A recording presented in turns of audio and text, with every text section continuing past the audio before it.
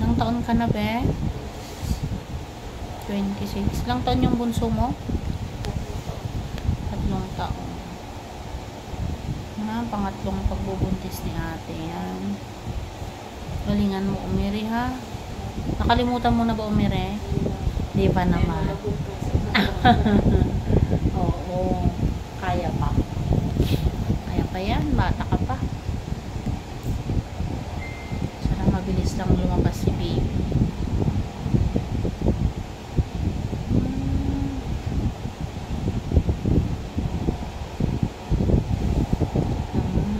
Habaan mo lang pag may sakit. Maano ka nga tahimik. Yung mga iba, naku, sumisigaw na sa sakit. Sabang ayaw na nila, ganyan. Ikaw medyo ka pa, nakakangiti-ngiti ka pa. Na hindi na. Kaya mo yan. Kunting na lang, push. Tapos kunting na lang, mamaya. Mabilis ka lang makakaraos. Hindi ka naman nagugutom? Okay lang naman.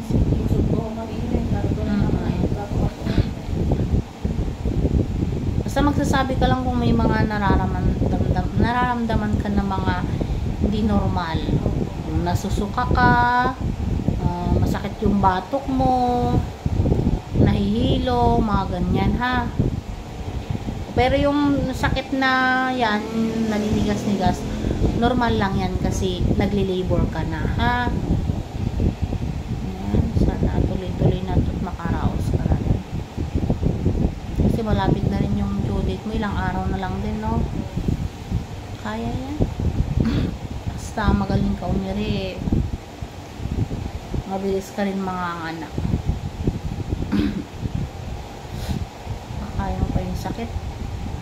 Para yung paanak namin nung kailan yun? Isang araw. Pero mas matindi yun. Si ate hindi niya na talaga natiis. 6 to 7 cm na siya. Naku, grabe na. Lumiliyad-liyad na siya. Sobrang sakit. Sabi niya, hindi ko na kaya. Sakit. Sabi niya. Kaya pala hindi bumababa yun. Pulupot. Sobra.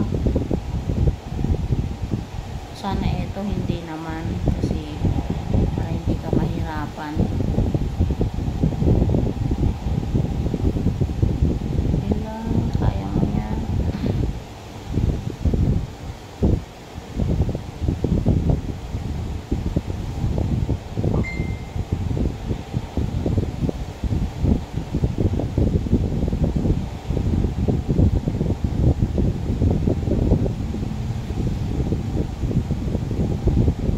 Tumatagas sa yung tubig or wala na. Sige, okay lang. May tubig ka pa naman kanina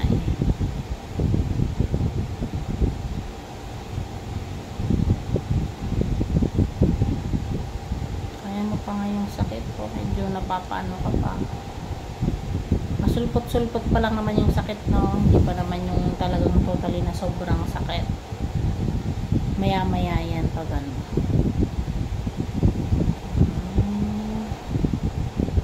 yan, lalabas din yan. Hindi natin pwedeng ipilit-pilitin, lulusot at lulusot yan si baby mo.